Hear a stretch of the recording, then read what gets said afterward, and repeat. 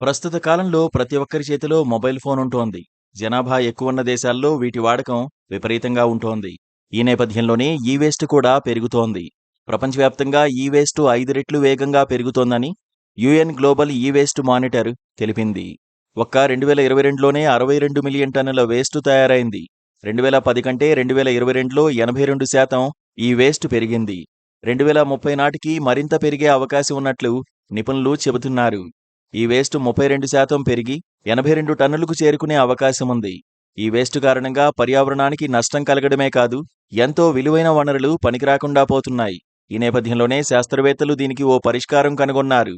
ఓ కొత్త, సురక్షితమైన పద్ధతిలో ఈ వేస్ట్ నుంచి బంగారం వెలికి తీయవచ్చని చెబుతున్నారు.